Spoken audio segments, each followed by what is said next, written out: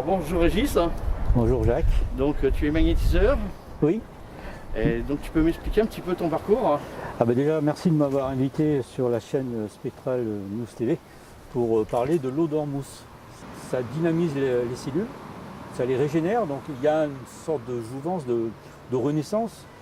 Ça enlève tout ce qui est problème de peau, ça enlève aussi les traitements contre le cancer, enfin ça diminue en fait les brûlures dues à la chimiothérapie.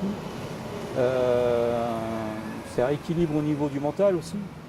Je suis de profession magnétiseur, énergéticien dans le bien-être et maître Reiki.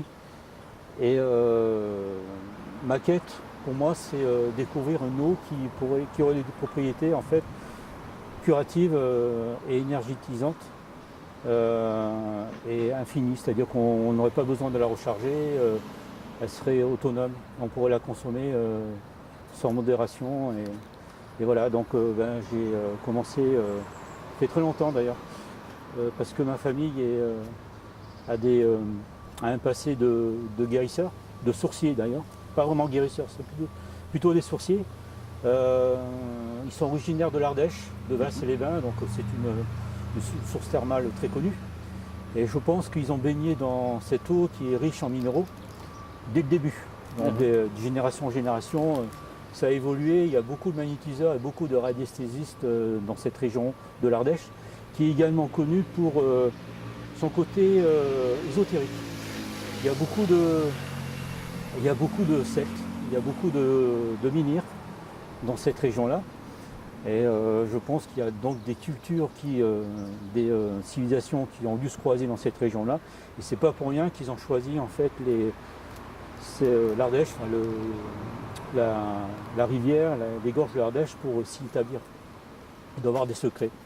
Donc je suis en train de rechercher ces secrets à la nature humaine, quoi, sans vraiment trop chercher par le hasard, par la guidance comme ça. Et justement, le hasard m'a amené à découvrir cette eau. Je fabriquais déjà de l'eau, mais je n'étais pas encore satisfait. Donc je l'ai découvert par hasard sur Toulon, en assistant à une conférence. Et j'ai été séduit parce qu'en fait, on parle là de d'eau vivante. Une eau vivante, c'est une eau, comme l'eau en bouteille, alors ça c'est l'eau morte. Hein. Elle nous refroidit, elle nous hydrate, mais c'est tout. Ça ne va pas plus loin. Pour monter un peu en énergie, il faut mettre des sels minéraux. Donc il va falloir prendre de l'eau de source. Il faut enlever le plastique parce que c'est polluant. Et là, vous allez avoir une eau un peu plus au niveau vibratoire élevé. Mais ça ne va pas suffire. Alors on va les recharger avec des pierres, on va les recharger avec de la géométrie sacrée, on va recharger avec des intentions, des prières. Ça va monter encore en énergie, mais c'est pas encore ça. J'ai fait plusieurs tests avec le pendule et je vois la différence entre l'eau d'Ormuz et les eaux qu'on peut fabriquer avec des eaux de source. Ça n'a rien à voir. Ça n'a rien à voir parce que en fait, cette eau, c'est pas vraiment un liquide, c'est pas vraiment un solide, c'est pas vraiment un gaz. C'est les trois réunis. Et là, on touche à l'alchimie, c'est-à-dire à la transmutation de la matière. Qu'est-ce que c'est l'alchimie? C'est en fait, on va changer la matière existante d'un objet en mettant en fait d'autres éléments, des intentions, quelque chose en fait qui va monter en fait en vibration. Des fois, la matière, elle change d'aspect, on la voit tout de suite, et des fois non, mais c'est pas grave. Et l'exemple que je peux mettre, c'est que tout le monde connaît la transmutation du plomb en or. C'est un procédé pour le changement de minéraux, mais c'est pas achevé. Pourquoi j'en parle de ça? Parce qu'il existe chez les rois de France, les rois d'Europe, on a retrouvé des écrits parce que c'est les alchimistes qui racontaient. Ils buvaient de l'eau avec un petit peu d'or.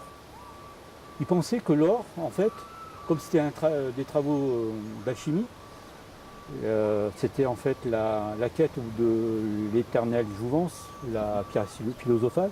Ils pensaient qu'en fait, en buvant cette eau avec un petit peu de précipité d'or, ils rajeunissaient. Bon, ça n'a pas trop marché parce que l'or, c'est vrai, ça suit l'étape des alchimistes, mais c'est pas la fin. Donc, pour en fait absorber, enfin, moi je pense pour rajeunir, il faut avoir l'étape complète, c'est-à-dire du plomb jusqu'à la pierre de jouvence. Alors, je pense qu'il y en a qui sont arrivés, ils ne le disent pas, ou alors c'est assez secret.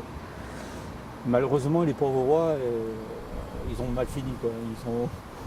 Ça va pas, non. Donc, laissons passer l'or, enfin l'or buvable. Ensuite, nous avons, alors je parle des eaux vivantes, hein, des eaux qui ont des énergies et des propriétés supérieures vibratoirement. Pour aller chercher ces eaux-là, en fait, il faut s'écarter du monde pollué. Donc, il faut aller en sous-sol, dans les roches. Donc, là, on revient à l'eau de source, mais aussi dans les fonds marins. Donc, dans les années 70, il me semble, on en boit toujours, on avait découvert l'eau de Quinton. L'eau de Quinton, c'est une eau en fait qui sert en fait au plancton. Ils se nourrissent de ça en fait. Donc on s'est dit pourquoi pas utiliser cette eau-là. On la trouve en pharmacie pour soigner les gens. J'en ai bu, quand j'étais petit. Ma mère connaissait cette eau et dès que j'avais des examens où j'étais un peu en période de stress, où il fallait que je sois calme et reposé, je buvais ça. Ou alors quand je sortais en fait d'une maladie avec de la fièvre et tout, qui m'avait fait baisser un petit peu les énergies, elle me faisait boire ça. Alors déjà quand j'étais petit, je buvais une eau, une eau dynamisée, quoi. Donc l'eau de Quinton est très, très intéressante. Elle ressemble beaucoup à l'eau d'Ormuz, sauf que l'eau d'Ormuz, en fait, on va récupérer l'eau de mer naturelle. Alors j'essaie d'éviter d'être dans le port, mais une eau de mer normale, basique, tout ce qu'il y a de plus simple. Et on va y rajouter un peu de soude. Donc je vous montrerai tout à l'heure. Un peu de soude. Et en fait, ce mélange eau de mer soude, on va le laisser décanter pendant quelques jours, 3, 4, allez, 5 jours maximum. Et petit à petit, on va filtrer, on va enlever l'eau de mer et on va y rajouter l'eau qu'on souhaite, c'est-à-dire une eau énergétisée déjà, donc une eau riche en sels minéraux, pourquoi pas, même l'eau en bouteille, hein, très bien.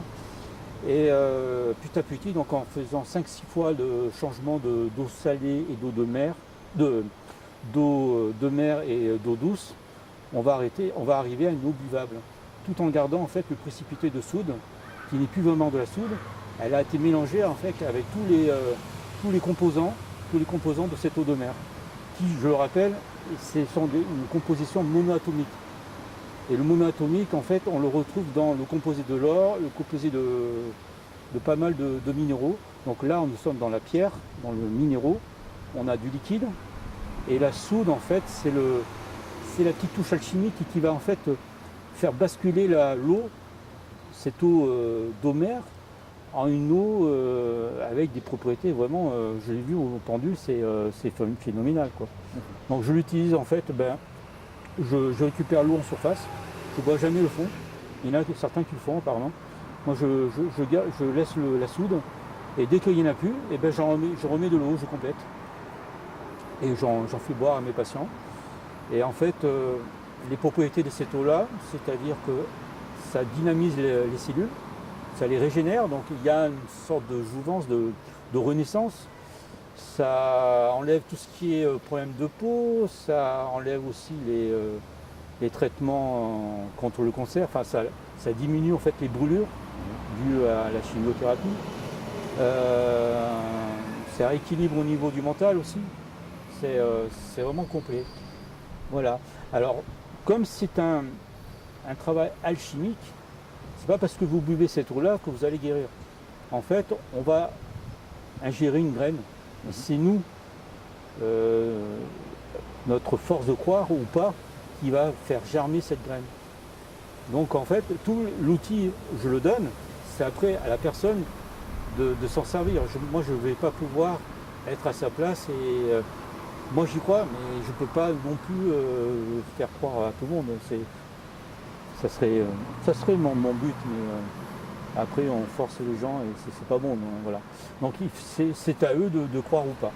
Donc je ne peux pas dire qu'il y aura des résultats à 100%, mais physiquement, les faits sont là, c'est réel. Cette eau dynamise en fait. Vous pouvez même la laisser à la maison.